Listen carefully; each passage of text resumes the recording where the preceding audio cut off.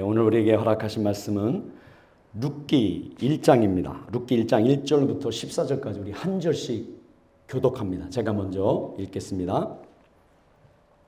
사사들이 치리하던 때에 그 땅에 흉년이 드니라. 유다 베들레헴의 한 사람이 그의 아내와 두 아들을 데리고 모압 지방에 가서 거류하였는데 그 사람의 이름은 엘리멜렉이요 그의 아내의 이름은 나오미요 그의 두 아들의 이름은 말론과 기럯이니 유다 베들레헴 에브라 사람들이더라.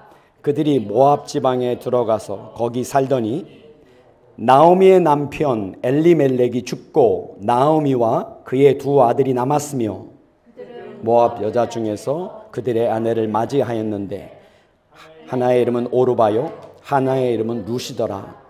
그들이 거기에 거주한 지 10년쯤에 말론과 기럯 두 사람이 다 죽고 그 여인은 두 아들과 남편의 뒤에 남았더라. 그 여인이 모압 지방에서 여호와께서 자기 백성을 돌보시사 그들에게 양식을 주셨다 함을 듣고 이에 두 며느리와 함께 일어나 모압 지방에서 돌아오려 하여 있던 곳에서 나오고 두 며느리도 그와 함께하여 유다 땅으로 돌아오려고 길을 가다가 이르되 너희는 각기 너희 어머니의 집으로 돌아가라. 너희가 죽은 자들과 나를 선대한 것 같이 여호와께서 너희를 선대하시기를 원하며 여호와께서 너희에게 허락하사 각기 남편의 집에서 위로를 받게 하시기를 원하노라 하고 그들에게 입맞춤에 그들이 소리를 높여 울며 나오미에게 이르되 아니니이다. 우리는 어머니와 함께 어머니의 백성에게로 돌아가겠나이다 하는지라. 나오미가 이르되 내 딸들아 돌아가라. 너희가 어찌 나와 함께 가려느냐. 내 태중에 너희의 남편 될 아들들이 아직 있느냐. 내 딸들아 되돌아가라. 나는 늙었으니 남편을 두지 못할지라. 가령 내가 소망이 있다고 말한다든지 오늘 밤에 남편을 두어 아들들을 낳는다 하더라도 너희가 어찌 그들이 자라기를 기다리겠으며 어찌 남편 없이 지내겠다고 결심하겠느냐. 내 딸들아 그렇지 아니하니라.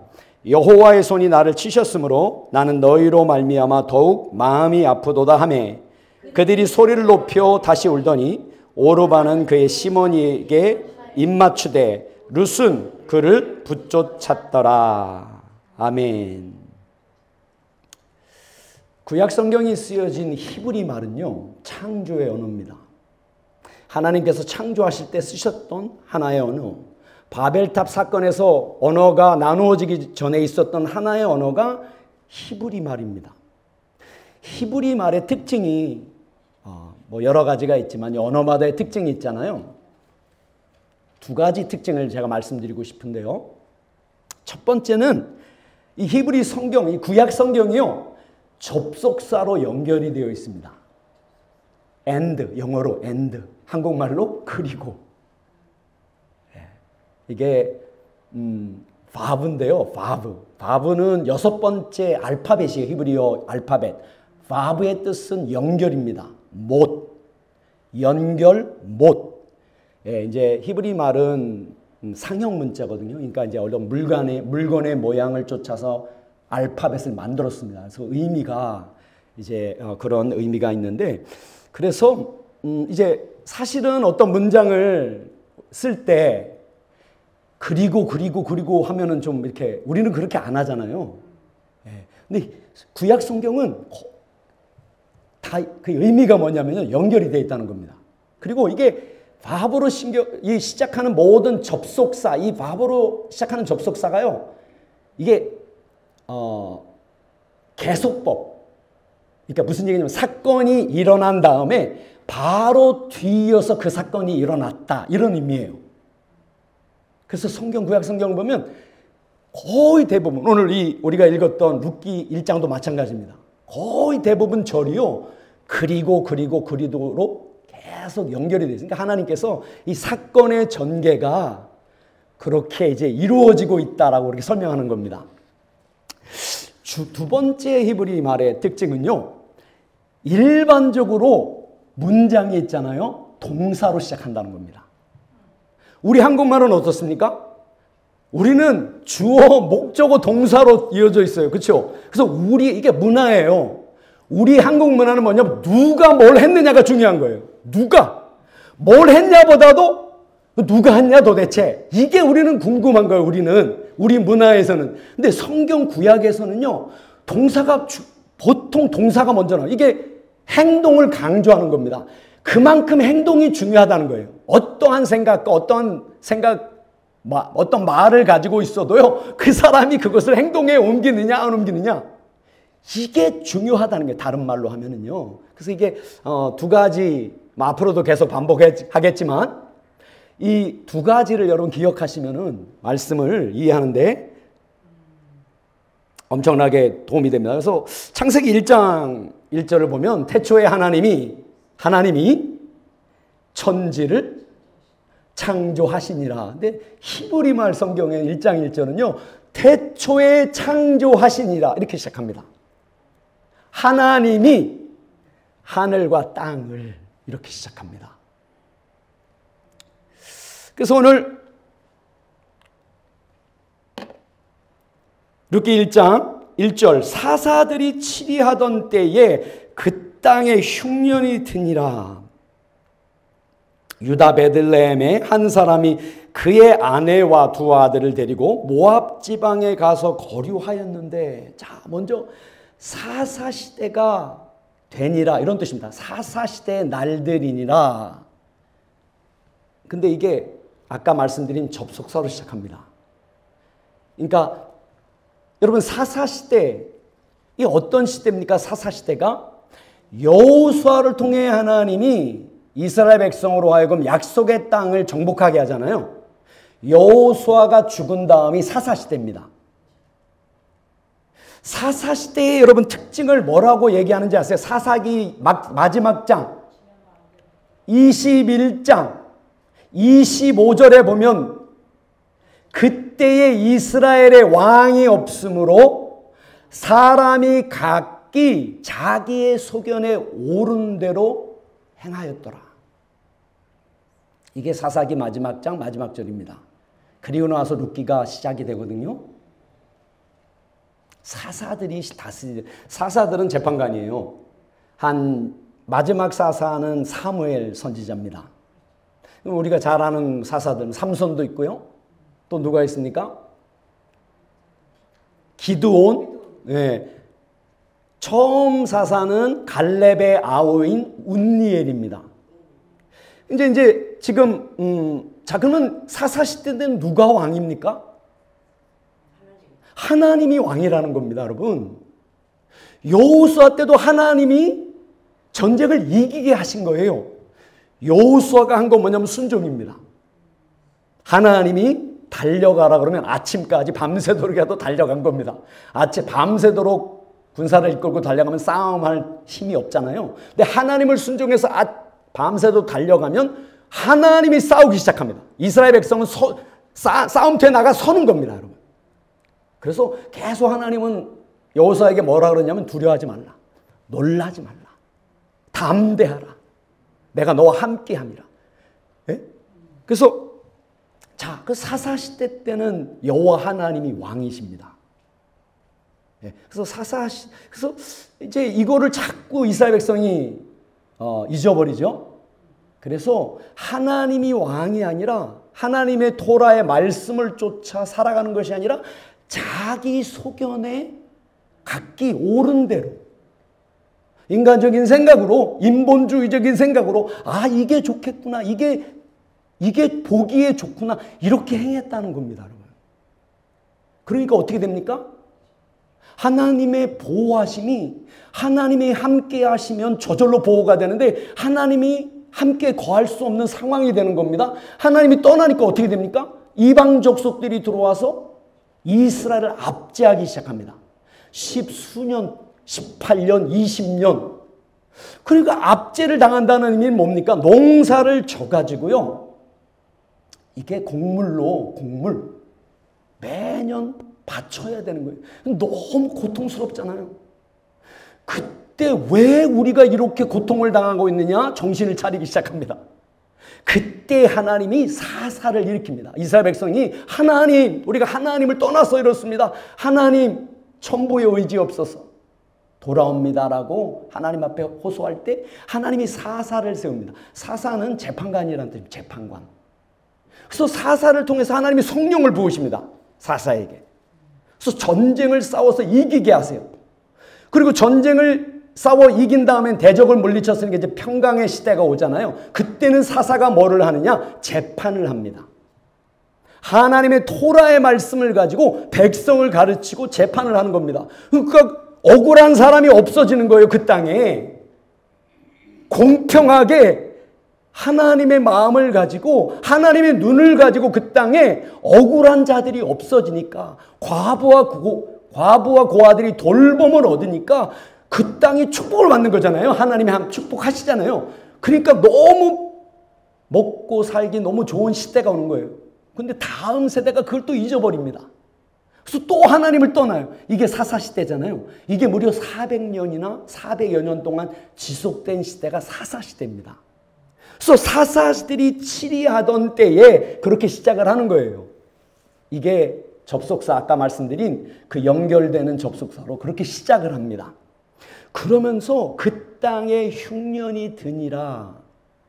이게 연결 동작으로, 연결 상황으로 그렇게 성경이 설명을 하고 있습니다. 그 땅, 약속의 땅이잖아요. 기근이 들었다는 거예요. 굶주림이 들었다는 겁니다. 유다 베들레헴의 한 사람이 그의 아내와 두 아들을 데리고 모압 지방에 가서 거류하였는데, 자, 어떻게 시작한다 그랬죠? 문장을 일반적으로 동사. 그래서 여기 어떻게 시작하냐면요, 그가 가니라 이렇게 시작합니다. 한 사람이 가니라.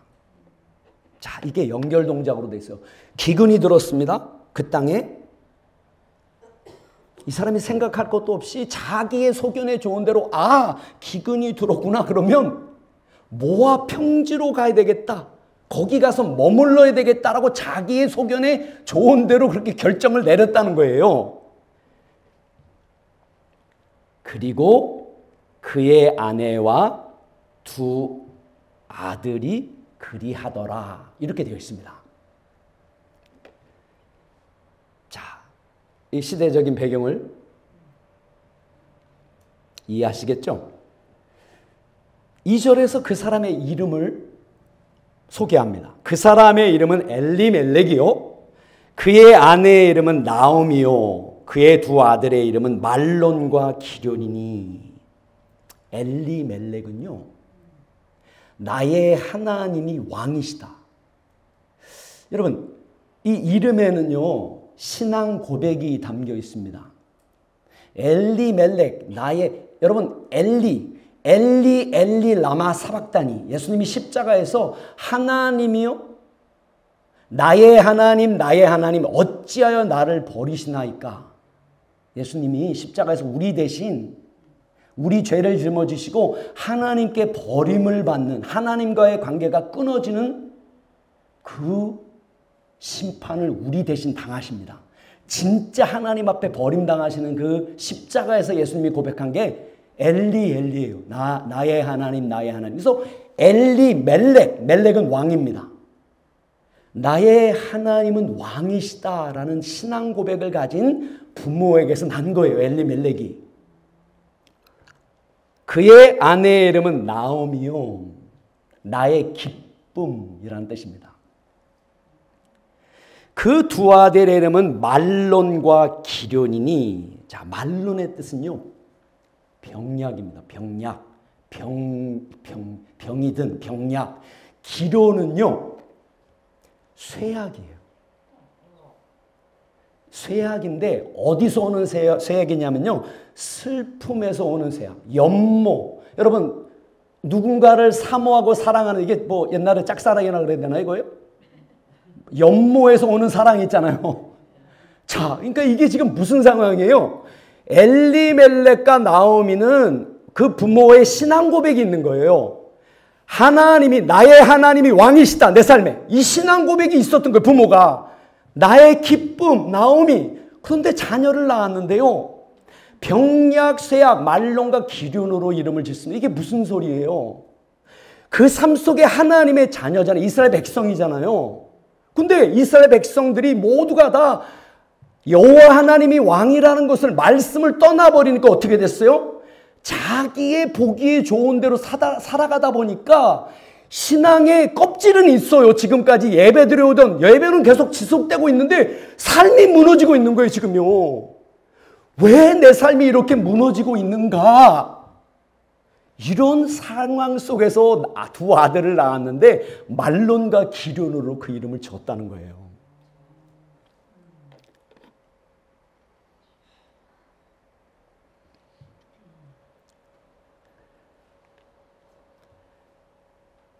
자, 나오미의 남편 엘리멜렉이 죽으니라. 자, 계속법으로 연결이 되어 있습니다. 못으로 연결고리로 딱 연결되어 있어요. 갔는데 모압 평지로 갔는데 그가 죽으니라. 엘리멜렉이 죽으니라. 거기다 부연 설명이 되어 있습니다. 나오미의 남편 엘리멜렉이 죽으니라. 그리고 그녀가 남겨지니라. 자, 여기에는 우리가 나오미와 그의 두 아들이 남았으며 이렇게 돼 있잖아요. 근데 그게 아니고요. 히브리 성경은 어떻게 되냐면요. 나오미의 남편 엘리멜렉이 죽으니라. 그리고 그녀가 남겨지니라. 이게 단수예요. 남겨진 게요. 물론 나오미와 두 아들이 함께 남겨졌잖아요. 근데 성경에는 나오미가 남겨졌다는 겁니다, 여러분. 이 무게감, 이 보호막을 잃어버린 무게감이 고스란히 나오미에게 왔다는 거예요. 나오미에게. 그녀가 남겨지니라. 곧 그녀와 그녀의 두 아들이 그러하니라. 이렇게 전개되고 있습니다. 그들은 모압 여자 중에서 그들의 아내를 맞이하였는데 하나의 이름은 오르바요, 하나의 이름은 루시더라. 자, 아까 뭐라 그랬습니까? 연결이 된다 그랬잖아요. 그들이 취하니라. 두 아들이죠, 물론. 그들이 취하니라. 이게 번역에 빠졌는 게 그들을 위하여, 자기들을 위하여 취하니라. 자기들을 위하여 모압의 여자들을 취하니라. 이렇게 되어 있습니다. 자, 지금 아버지가 죽었잖아요. 그래서 어머니 나오미가 엄청난 그 삶에 대한, 그것도 타국 땅에서 멀지는 않지만 모압 평지에서 그 상황 속에서 이 두 아들이요, 제일 먼저 한 것이 자기들을 위하여 모압 여인을 아내로 취한 일을 했다는 겁니다. 여러분, 이 모세의 하나님의 말씀을 보면 이방 여인들을 아내로 취하라고, 취하지 말라라고 말을 했습니다. 이 두 아들이 신앙이 없는 거예요, 지금요. 아버지가 돌아갔으면 어떻게 생각을 해야 됩니까? 다시 돌아가야 되지 않나, 그렇죠? 우리가 떠나온.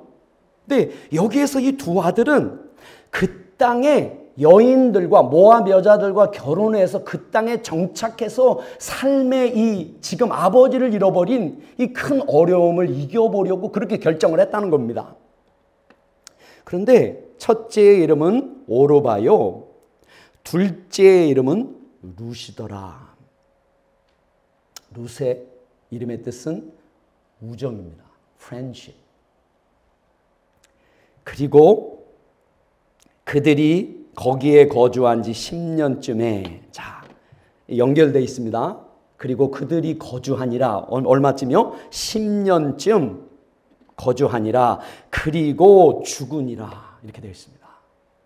10년이 지난 다음에 말론과 기럨 그 두 사람이 죽고 그 여인은 두 아들과 남편의 뒤에 남겨지니라. 그 여인이 모압 지방에서 여호와께서 자기 백성을 돌보시사 그들에게 양식을 주셨다 함을 듣고 이에 두 며느리와 함께 일어나 모압 지방에서 돌아오려 하여. 자, 시작하는 동사가요, 쿰입니다. 쿰. 달리다 쿰. 소녀야 일어나라. 예수님이 죽은 소녀를 일으킬 때 달리다 쿰하죠. 달리다는 소녀입니다. 쿰은 일어나다. 근데 쿰 일어나라. 그러니까 일어났다는 쿰으로 시작해요. 그녀가 일어나니라. 누가 일어나요? 나오미가 일어났다는 게 자리에서 지금 이 크나큰 10년 전에 남편을 잃고 참 이 두 아들들이 그래도 며느리를 너무 잘 얻은 거예요. 10년이 지난 다음에 두 아들마저 잃어버린 그 큰 이 아픔 속에서 주저앉아 있다가 일어났다는 겁니다. 일어나니라. 그리고 그녀가 그녀의 며느리들과 이렇게 되어 있습니다. 그녀가 나오미가 혼자 일어나냐. 지금 누가 결정을 한 거예요? 나오미가 결정한 거잖아요. 며느리랑 같이 상의해서 결정한 게 아니라는 거예요. 나오미가 일어나니라. 그리고 그녀와 그리고 그녀의 두 며느리들과 그리고 그녀가 돌아가니라. 이렇게 되어 있습니다.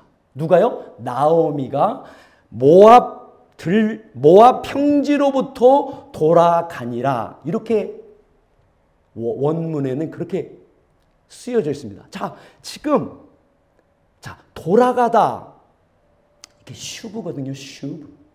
히브리 말로 슈브를 뭐라 그러죠? 돌아가다 곁길로 하나님의 토라의 말씀을 쫓아가다가 벗어나면은 다시 돌아가는 것. 그게 슈브거든요. 그걸 무슨 뜻이 또 있다 그랬습니까? 회개하다. 자, 그러면 지금 이걸 이렇게도 해석을 할 수 있는 거예요. 자, 나오미가 자리에서 일어났는데 일어나서 회개를 했다는 거예요. 하나님 앞에. 자, 그러면서 이렇게 설명을 합니다. 이는 저가 모압 지방에서 여호와께서 자기 백성을 돌보시려고 양식을 주셨다 함을 들었음이었더라. 이렇게 되어 있습니다. 하나님이 양식을 주셨다. 기근이 있었던 그 떠나온 그 땅에 하나님이 양식을 주셨다는 것을 들었다는 겁니다. 여러분, 믿음은 어디에서 난다고요? 들음에서 납니다. 들음은 그리스도의 말씀으로부터 나는 겁니다. 지금 떠나와서 모압 평지에 10여 년 동안 눌러 있으면서 그곳에 있으면서 남편과 두 아들을 다 잃어버리고 남았는데 두 며느리와 함께 남았는데 그 자리에서 일어났다는 거예요. 그리고 돌아가기로 그렇게 결정을 했다는 거예요. 그게 왜 그러냐면 하나님이 다시 베들레헴에 양식을 주셨다는 하나님이 돌보셨다. 이게 하나님이 돌보셨다. 이게 무슨 말이에요? 하나님이 돌보셨다. 하나님이 그 땅에 비를 다시 내리셨다는 겁니다, 여러분. 이 돌보다 이 말은 피쿠드거든요. 앞으로 계속 반복할 겁니다. 안 적으셔도 괜찮아요. 히브리 말로 피쿠드인데요. 돌보다, 방문하다 이런 뜻입니다. 또는 셈하다, 개수하다 이런 뜻도 있습니다. 하나님이 오셔서 여러분 우리가 이 땅에서 우리의 삶을 떠나잖아요. 그럼 하나님 앞에 쓸 거잖아요. 그럼 하나님이 셈을 하실 거예요. 세상에서 얼마나 너가 나를 사랑했느냐. 하나님이 이 한 가지로 셈을 하실 겁니다. 얼마나 많은 일을 했냐가 중요한 것이 아니고요.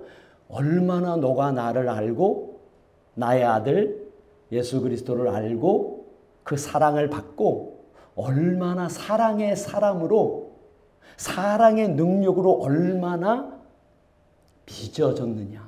얼마나 내 아들을 닮았느냐. 그리고 하나님이 부어주신 그 사랑의 능력으로 얼마나 섬겼느냐. 그거는 상급이고요. 하나님이 이걸로 셈하실 거예요. 그래서 이 하나님이 방문하셨다.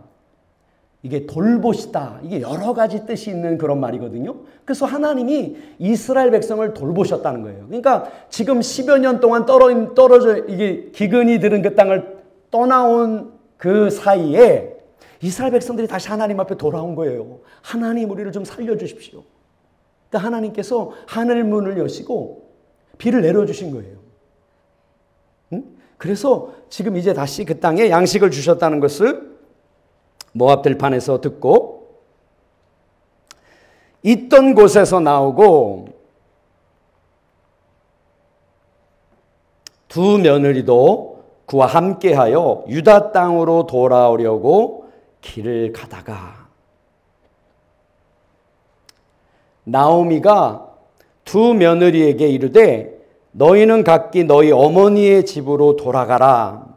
너희가 죽은 자들과 나를 선대한 것 같이 여호와께서 너희를 선대하시기를 원하노라. 자, 이 두 며느리가요, 이 나오미의 고백에 의하면 너희가 죽은 자들과 나에게 행했던 것처럼 여호와께서 너희에게 너희를 선대하기를 원하노라라고 축복을 해줍니다. 선대하다, 여호와 하나님이 선대하다, 이것은 하나님의 사랑을 얘기해요. 구약 성경에 보면 하나님의 사랑을 헤세드 사랑이라 얘기합니다. 헤세드 들어보셨죠? 이 헤세드라는 이 말의 뜻, 이 말에는요 복합적으로 하나님의 사랑을 어떻게 묘사하고 있냐면요, 친절하고 선하고 신실하신 사랑을 얘기하는 거예요. 이게 goodness, kindness, faithfulness, 이 세 가지가 복합적으로 다 담겨 있는 이 사랑이 헤세드 사랑이에요. 하나님의 사랑은, 우리를 향한 사랑은요, 너무 친절한 사랑. 하나님 너무 친절해요. 사랑은 무례하지 않. 하나님의 사랑을 얘기하는 고린도전서 13장이요. 하나님이 우리를 향한 그 사랑을 고린도 13장에서 말씀하고 있는데 무례히 행치 않는다는 겁니다. 우리를 향해. 하나님은 절대 우리가 어둠 가운데, 죄악 가운데, 그 가운데 있을 때도 절대 하나님 우리를 마음을 상하게 하거나 무례하게 와서 이렇게 막 들춰내고 이런 분이 아니세요. 하나님은 기다리세요. 하나님의 사랑이 어떤 사랑인지, 하나님의 십자가 사랑이 어떻게 회복시킨 사랑인지 이것을 알기를 원하고 귀를 기울이기를 원하세요. 이 하나님의 선하시고 이 신실하신, 변함이 없는 사랑, 이게 헤세드 사랑이거든요. 그러니까 이게 이 나오미가 두 며느리에게 죽은 자들과 내 죽은 두 아들과 나에게 너희들이 행했던 그대로 여호와 하나님께서 너희에게 그 헤세드 사랑을 베풀기를 원하노라라고 이렇게 며느리에게 축복을 합니다. 여호와께서 너희에게 허락하사 각기 남편의 집에서 위로를 받게 하시기를 원하노라 하고 그들에게 입맞춤에 그들이 소리를 높여 울며 나오미에게 이르되 아니니이다. 우리는 어머니와 함께 어머니의 백성에게로 돌아가겠나이다 하는지라. 자, 히브리 말과 또 우리 한국말의 차이점 중에 또 하나는요, 여기 이제 어머니라고 되어 있잖아요. 어머니가 아니고 당신입니다. 당신. 우리는 당신이란 말 안 쓰죠, 그렇죠? 물론 이제 존칭말로 원래 당신 뭐 이렇게 해도 씁니다. 근데 이렇게 직접적으로는 그런 말은 안 쓰잖아요. 근데 이 히브리 말과 영어는 당신이라는 말을 씁니다. 하나님을, 여호와 하나님을 지칭할 때도 당신이라는 그렇게 지칭을 합니다. 그래서 시편을 읽어보면요, 주라고 주께서 뭐 이렇게 번역이 되는데 전부 당신입니다. 하나님을 이게 좀 친밀함이죠. 좀 우리는 우리 한국적인 문화는요, 하나님을 생각할 때 친밀함보다는 좀 어려운 어떤 경외하는, 그렇죠? 그게 좀 문화적으로 그런 것이 강하거든요. 근데 이 히브리 말을 보면은 굉장히 친밀해요, 하나님이요. 여러분, 이제 이런 것이 우리 좀 문화적으로요, 좀 신앙적으로 앞으로 이렇게 좀 밸런스가 맞아야 돼요. 하나님과 친밀함. 그런데 동시에 하나님은 무서우신 하나님. 하나님을 경외함. 이것이 모순되는 게 아닙니다, 여러분. 하나님을 정말 알면 알수록 하나님 너무 좋으신 분이세요. 그럼에도 불구하고 하나님은 영혼을 죽이고 능히 지옥에 던질 수 있는 그런 분이라는 겁니다, 여러분. 그래서 자, 우리는 당신과 함께 당신의 백성에게로 돌아가리이다 하는지라. 나오미가 이르되 내 딸들아 돌아가라.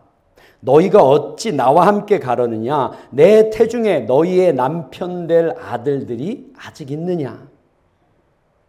내 딸들아 되돌아가라. 나는 늙었으니 남편을 두지 못할지라. 가령 내가 소망이 있다고 말한다든지 오늘 밤에 남편을 두어 아들들을 낳는다 하더라도 너희가 어찌 그들이 자라기를 기다리겠으며 어찌 남편 없이 지내겠다고 결심하겠느냐? 내 딸들아 그렇지 아니하니라. 여호와의 손이 나를 치셨으므로 나는 너희로 말미암아 더욱 마음이 아프도다 하매 그들이 소리를 높여 울더니 오르바는 그의 시어머니에게 입맞추되 룻은 그를 붙쫓았더라. 자, 룻은 시어머니 나오미에게 달라붙었더라 이런 뜻입니다. 함께 머무르더라 이런 뜻입니다. 오르바는 떠났는데 그 말을 듣고요. 축복을 받았겠죠. 여호와 하나님의 떠났음에도 불구하고. 그런데 나오미 시어머니에게 룻은 시어머니와 함께 머무르니라. 나오미가 이르되 또는 없습니다. 이르되 보라 내 동서는 그의 백성과 그의 신들에게로 돌아가나니 너도 너의 동서를 따라 돌아가라 하니 룻이 이르되 내게 어머니를 떠나며 어머니를 따르지 말고 돌아가라 강권하지 마옵소서. 자, 룻이 이르되 어머니가 아니라 했죠. 당신이라고 합니다. 내가 당신을 따르는 데서 떠나 돌아가라고 나를 대면하지 마소서 이런 뜻입니다. 직역을 하면요. 지금 시어머니 나오미가 너 동서가 떠난 것처럼 너도 떠나가라. 나를 따라와도 소망이 없다라고 이야기하고 있는 이 가운데 룻이 이렇게 고백을 합니다. 룻의 신앙 고백이에요.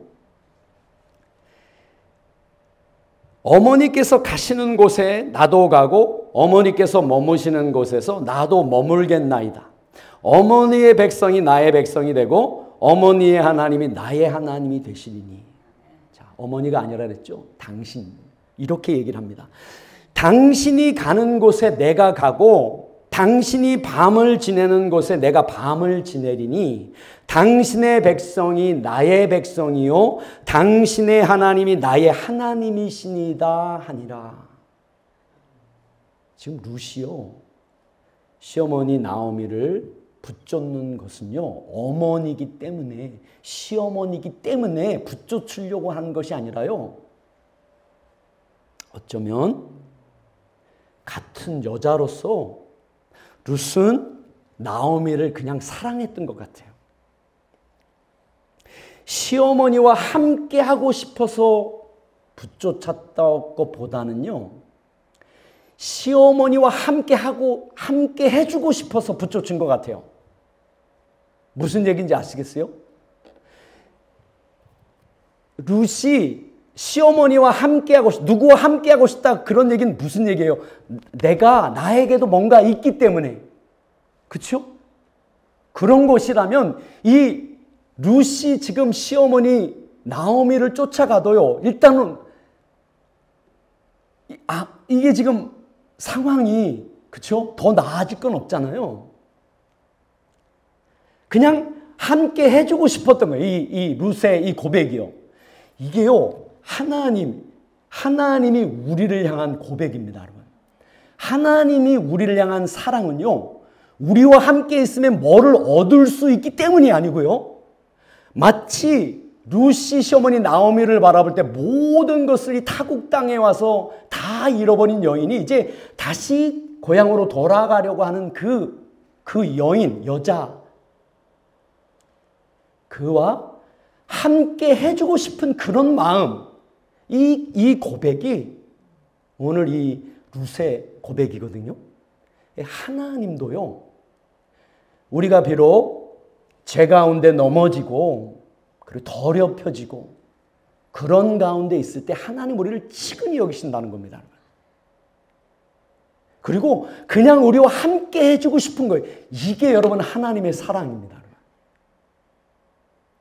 이게 자신의 유익을 구하지 않는 하나님의 사랑이에요. 이게요. 이 사랑이 오늘도 우리를 강권합니다. 여러분. 이 사랑에 여러분 붙잡힌 바 되길 원합니다.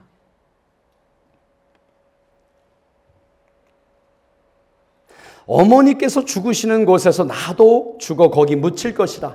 당신이 죽는 곳에 내가 죽으리니 내가 거기 묻히리이다. 죽음이 나 사이와 당신 사이를 나누는 것 외에는 내가 당신을 떠나면 여호와께서 내게 이렇게 행하시고 더 행하시리이다. 자, 당신이 죽는 곳에 내가 묻힐 텐데 내가 묻히리이다. 내가 만일 죽음이 당신과 나 사이를 갈라놓는 그 외에 내가 떠나면 내가 여호와 하나님이 나를 묻고 또 묻으리이다. 이것을 더하리이다라고 룻이 이렇게 고백을 합니다. 여러분.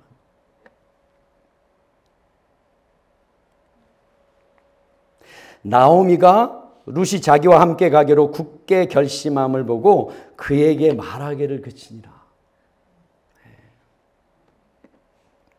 이에 두 사람이 베들레헴까지 갔더라. 자, 가니라. 그 여인들이 두 여인이 베들레헴까지 가니라. 여기서 가다가요. 얄라크라는 히브리 말인데요. 룻기 1장 1절에서 사사들이 다스리던 때에 그 땅에 흉년이 드니라. 한 사람이 베들레헴에 거주하는 한 사람이 일어나 모압 평지로 가니라 이렇게 되어 있잖아요. 그 가다라는 말과 똑같은 말을 쓰고 있습니다. 엘리멜렉이 남편이자 아버지인 엘리멜렉이 자기의 소견에 보기에 좋은 대로 생각하고 모압 평지로 갔다는 거잖아요. 갔는데 그곳에서 모든 것을 잃어버린 나오미가 다시 양식이 있다는 소식을 듣고 다시 돌아오는데 이제는 홀로 돌아온 것이 아니라 지금 룻이 함께 돌아오고 있는 거예요. 그러면서 그들이 베들레헴까지 함께 가니라. 자, 나오미가 잃어버린 모든 것을 다시 찾아줄 아직 모르죠. 아직 알지 못하죠. 룻을 통해 하나님이 다 찾게 해주시잖아요. 이를 때에 온 성읍이 그들로 말미암아 떠들며 이르기를 이가 나오미냐 하는지라. 자, 온 성읍이 베들레헴 온 성읍이 그 여인들로 인하여 말미암아 떠들며 이르기를. 여인들이 떠들며 이르기를 이런 뜻입니다.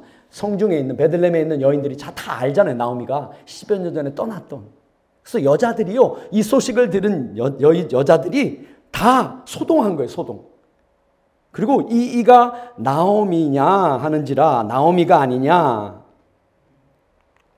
나오미가 그들에게 이르되 나를 나오미라 부르지 말고 나를 마라라 부르라. 이는 전능자가 나를 심히 괴롭게 하셨음이니라. 여러분, 마라는 무슨 뜻이에요? 쓴. 그렇죠? 왜 이스라엘 백성이 홍해를 건너서 3일길을 갔는데 물이 없어가지고 3일길을 가서 물을 만나는데 써서 쓰지를 못하잖아요. 그래서 마라의 쓴물이거든요, 그게. 그래서 하나님이 모세에게 보여주시는 나무를 던졌더니 물이 달게 되었더라. 이렇게 했던 그 쓴물, 말하라 나를 불러라. 나오미가 아니라 나를 말하라 부르라. 이는 전능자가 나를 심히 괴롭게 하셨기 때문이다. 라고 이렇게 자기를 맞이하는 여인들에게 답변을 합니다. 내가 풍족하게 나갔더니 여호와께서 내게 비어 돌아오게 하셨다. 10수년 전에 떠날 때 풍족하게 떠났다는 거예요. 이게 무슨 얘기입니까? 기업을 팔고 떠났다는 거예요. 엘리멜렉이 조상 대대로 하나님이 주신 기업을 팔았다는 거예요. 이게 사실 기업을 팔아도 되찾을 수 있죠. 희년이 되면 한 가지 방법은 희년이 되면 찾을 수가 있습니다. 이스라엘에는 매 50년마다 희년 제도가 있어요. 그래서 엘리멜렉처럼 자기의 소견에 좋은 대로 흉년이 들어서 떠날 때 팔았던 사람 50년이 되면 되찾을 수가 있어요. 아니면 친족 중에 가까운 형제 중에 좀 돈이 재물이 있는 사람이 대신 이것을 사줄 수가 있어요. 자, 이게 이제 풍족하게 나갔더니 여호와께서 내게 비어 돌아오게 하셨느니라. 여호와께서 나를 징벌하셨고 전능자가 나를 괴롭게 하셨거늘 너희가 어찌 나를 나오미라 부르느냐 하니라. 나오미가 모압 지방에서 그의 며느리 모압 여인 룻과 함께 돌아왔는데 그들이 보리 추수 시작할 때에 베들레헴에 이르렀더라 라고 룻기 1장이 마무리를 짓습니다. 나오미가 모압 여인 며느리 룻과 함께 돌아왔을 때가 보리를 추수할 때라는 거예요. 이게 하나님의 절기 중에요. 하나님이 7개의 절기를 정하셨습니다. 그 중에 초실절이거든요.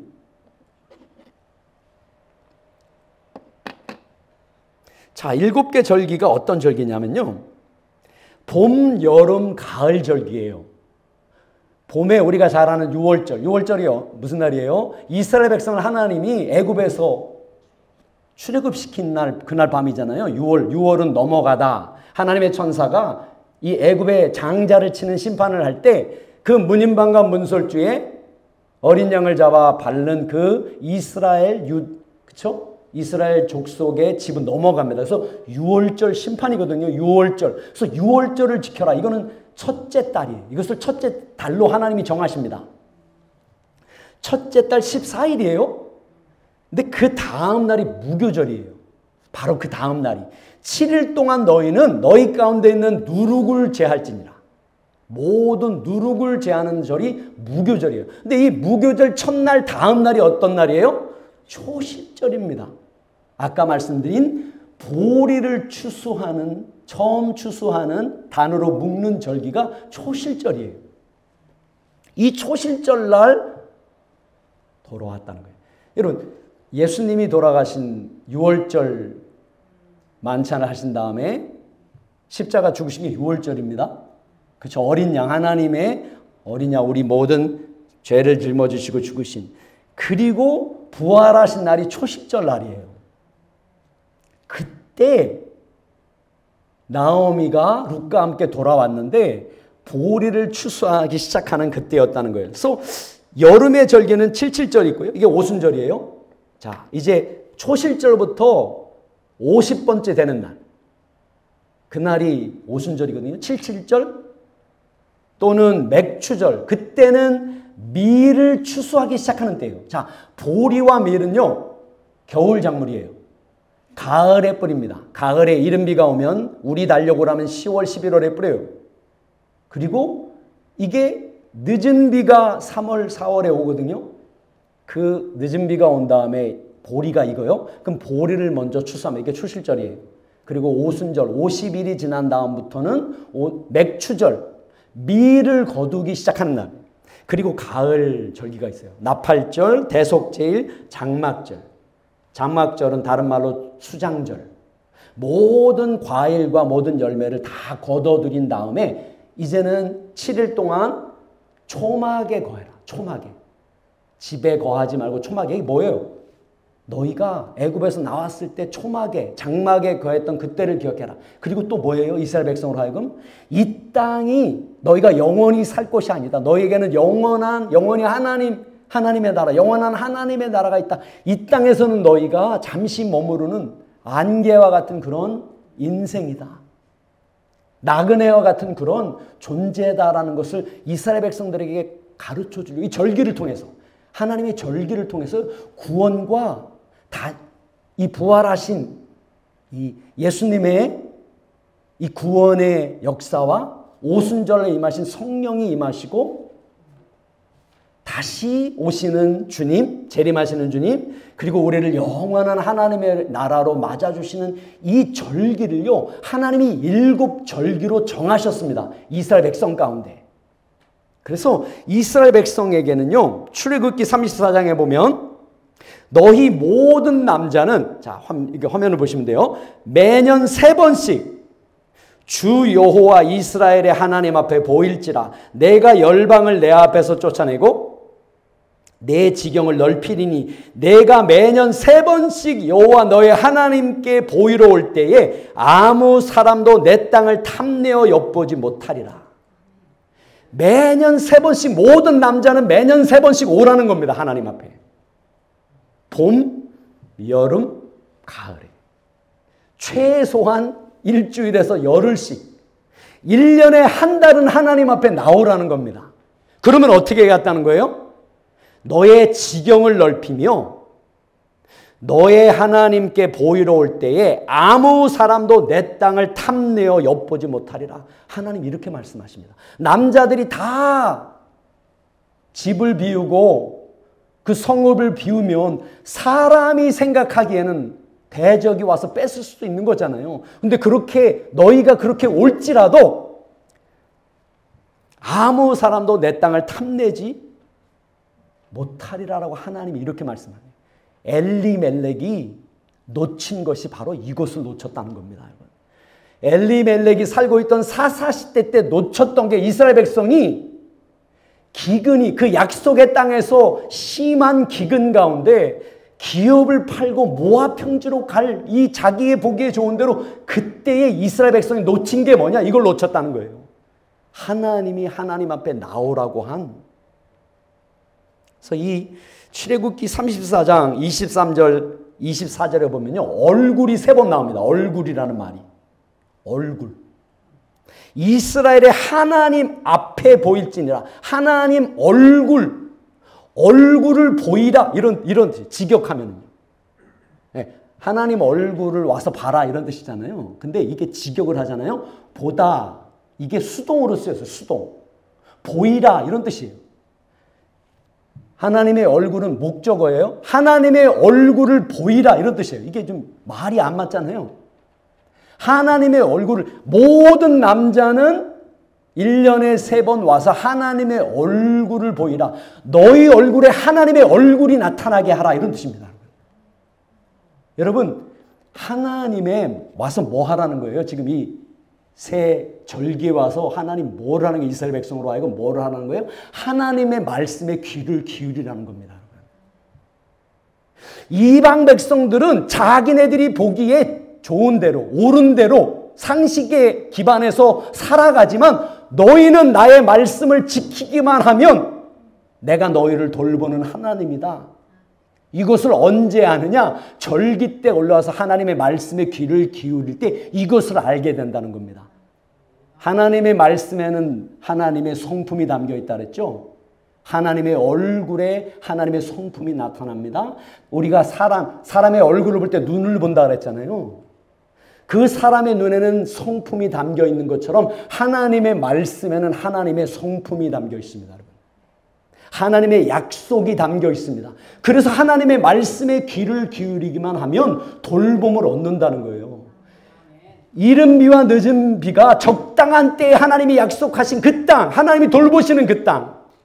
애굽 땅에서는 밭에 물을 대는 것을 발로 댔지만 그곳에서 나일강이라는 큰 젖줄이 흐르니까 발로 물을 댔단 말이에요. 뭐 물레방아 보셨어요, 여러분? 사람이 이렇게 올라가가지고 이렇게, 예, 이렇게 하면은 물이 막 이렇게 해서 그렇게 그 땅이 애굽 땅이라는. 그런데 내가 너에게 주는 그 땅은, 약속의 그 땅은 시내가 흐르고 분천이 오고 샘이 있는 그 땅인데 그 땅은 하늘에서 오는 비를 흡수하는 땅이라는 거예요, 여러분.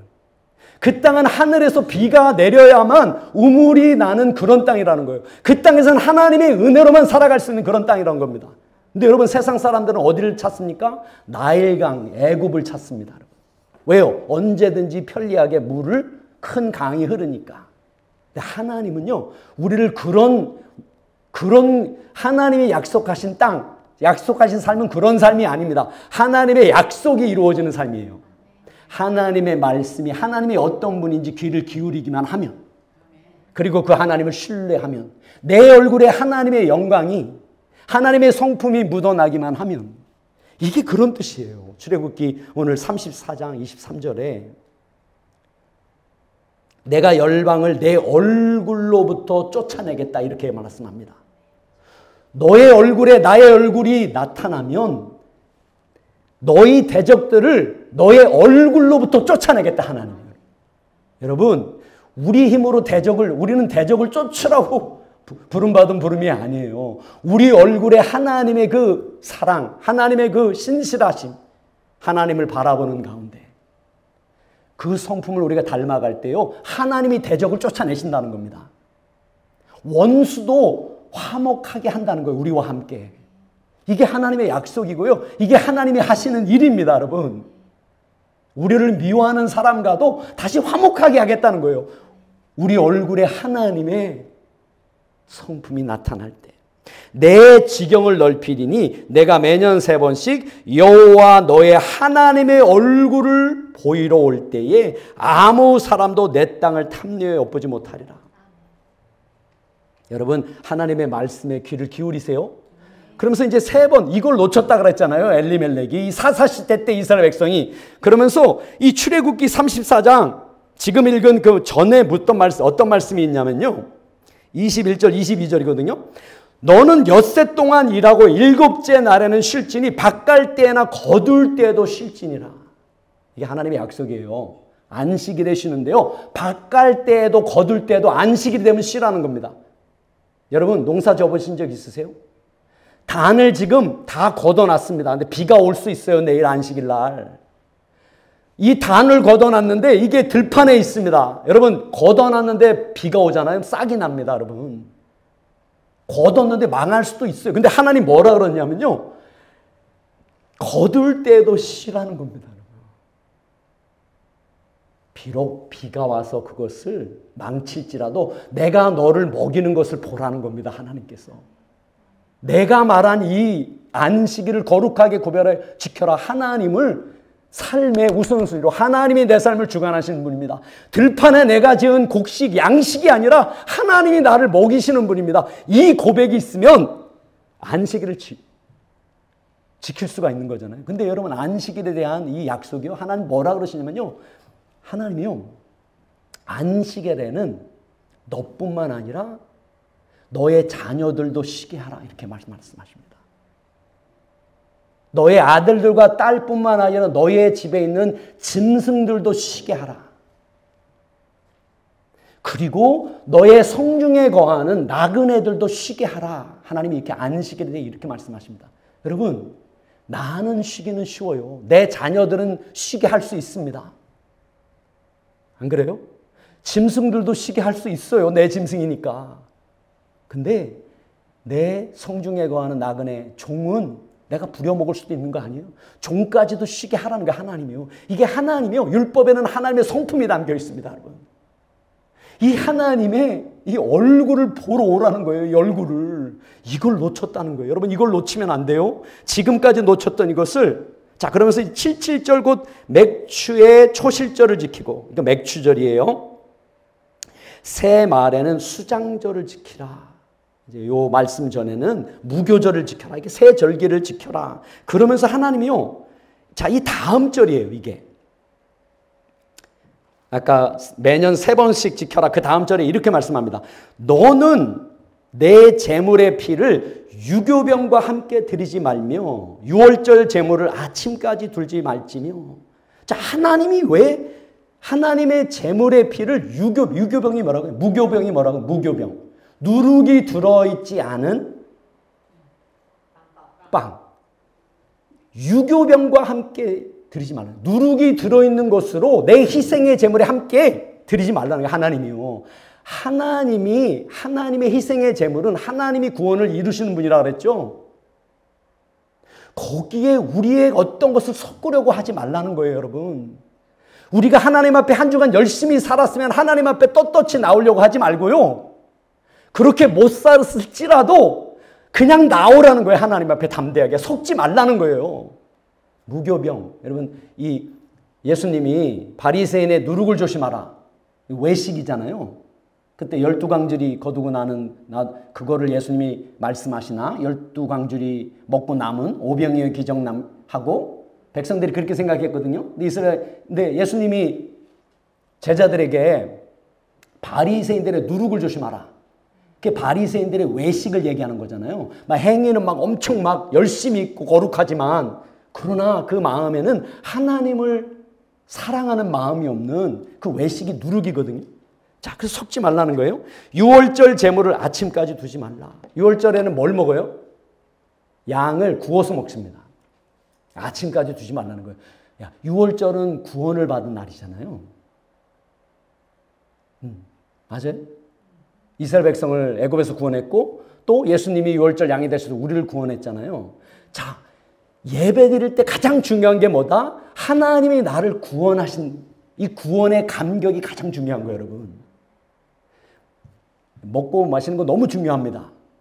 계속 해야 됩니다, 우리는. 우리 그 문화거든요. 그렇죠? 우리 먹으면서 함께 친교하잖아요.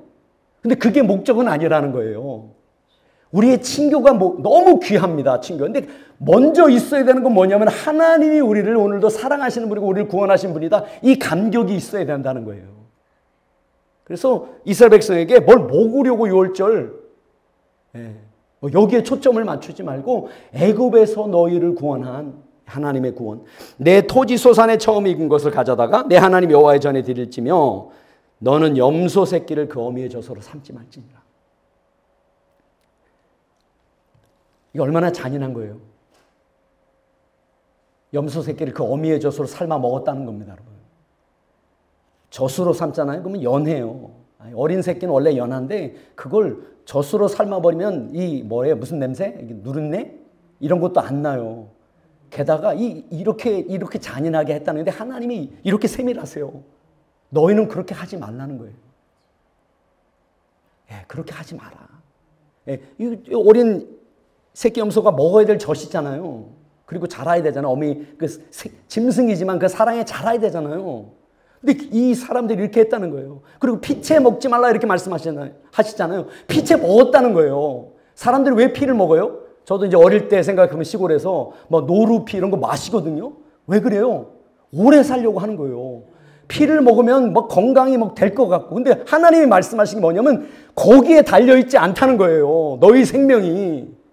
내가 주는 것이지 너희 생명을 피를 먹는다고 생명이 연장되지 않는다는 거예요. 하나님이 이 말씀을 3번씩 모든 남자들은 와서 들으라는 거예요. 여러분 말씀에 귀를 기울이셔야 됩니다.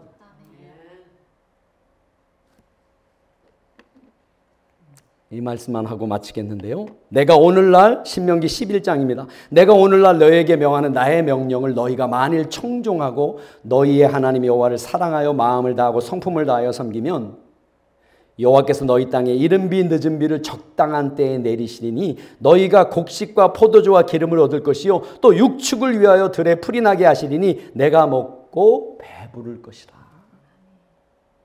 이게 오늘 룻기서 1장에서 우리에게 주시는 13절의 말씀이 어떻게 됐냐면요.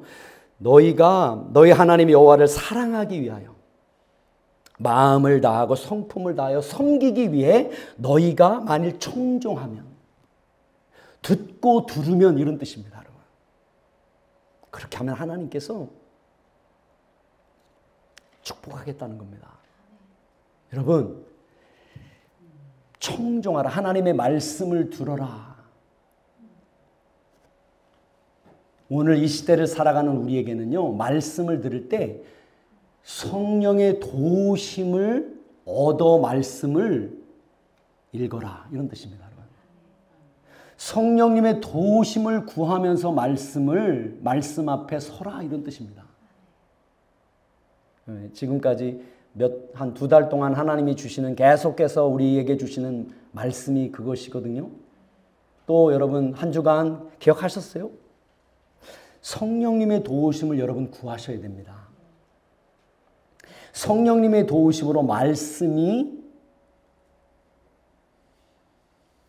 읽혀질 때 하나님의 얼굴을 보게 됩니다. 여러분. 하나님의 성품을 나를 향하신 하나님의 그 친절하시고 선하시고 신실하신 그 하나님의 마음이 읽혀집니다. 말씀에서. 그냥 기록되어 있는 그런 문자적인 말씀이 아니라 내 마음을 만지는 말씀으로 다가오기 시작합니다. 여러분 이거를 놓치잖아요. 그러면 엘리멜렉처럼 갑니다. 내 소견에 좋은 대로. 삶이 너무 어려우니까 세상 사람들이 가는 대로 그렇게 찾아갑니다. 그렇게 가면 다 잃어버립니다, 여러분. 그럼에도 불구하고 그런 자리에 있을지라도 하나님은 선하신 분이어서 우리 삶에 찾아오십니다. 나오미를 위해 룻을 예비하신 것처럼 우리 삶 속에 예수님은 어떤 상황 속에서 찾아오셔서 우리의 삶을 다시 돌이키시고 일으키시는 그 하나님. 한 주간 살아가실 때요, 여러분 하나님의 약속의 말씀을 여러분 찾으세요. 하나님의 약속의 말씀에 귀를 기울이세요. 그리고 하나님의 얼굴을, 나를 향하신 하나님의 변함이 없는 그 사랑을 확인하세요. 성령님의 도우심으로 그렇게 하루하루 살아가는 겁니다, 여러분. 이게 씨름이에요. 지난주에 우리 함께 말씀 배웠잖아요. 우리가 싸우는 싸움은 씨름이거든요. 영적인 씨름이거든요. 이런 씨름이에요. 이 씨름을 위해서 우리를 불러주신 겁니다. 하나님 앞에서, 하나님 얼굴 앞에서. 우리가 씨름해야 되는 것은 세상도 아니고요, 사람도 아니고요, 우리를 어렵게 하는 어떤 내 삶의 상황도 아닙니다. 우리가 씨름해야 되는 것은 하나님 앞에 씨름해야 되는 거예요. 하나님의 사랑을 하나님 성령님 확인시켜 주십시오. 하나님의 사랑이 확인될 때 진정한 회개가 일어난다 그랬죠? 왜냐하면요, 하나님 우리를 꾸짖지 아니하시고요, 여전히 내가 너를 사랑한다는 것을 보여주십니다. 성령님이 우리를 만져주실 때 우리는 내가 보기에 죄인이기 때문에 실망스럽고 참 기쁨도 없고, 하나님은 나를 기쁘게 맞아주지 않을 거라고 생각하고 있는 그때에 말씀을 통해 성령님이 나를 만져주실 때, 인격적으로 얼굴을 보여주실 때, 아, 하나님이 함께 하셨구나. 나를 버리지 아니하시고 이 죄인을 하나님이 십자가를 통해 이미 또 용서하셨구나. 이거를 확인시켜줍니다. 이 사랑을, 이 헤세드 사랑을 확인시켜줘요. 그때 여러분 하나님 앞에 감격하게 되는 거예요. 이게 구원의 감격이고요, 이게 회개입니다. 그때 진정한 회개가 일어납니다.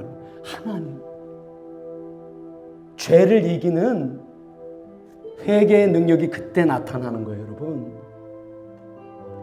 사사시대 때 이 하나님 앞에 이 하나님의 성품, 하나님의 변하지 않는 이 사랑을 확인하라고 이스라엘 백성을 불러주셨거든요.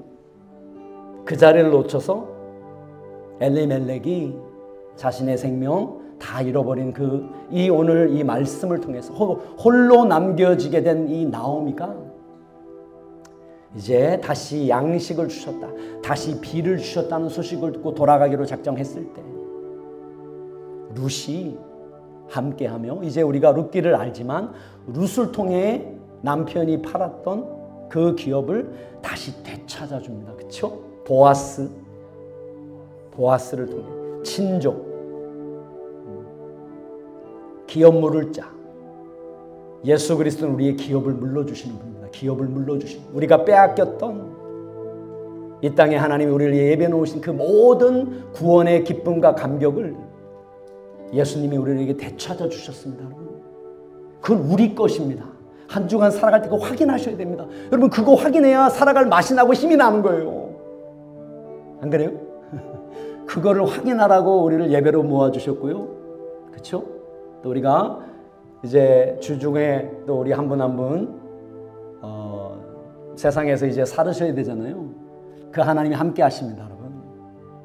함께 하십니다. 그래서 말씀을 통해 하나님의 그 성품, 하나님의 음성, 그것을 또 확인하시며 한 주간 예수님의 함께 하심이 여러분 삶 속에 이루어지는 매일매일 되시기를 예수님의 이름으로 축복드립니다.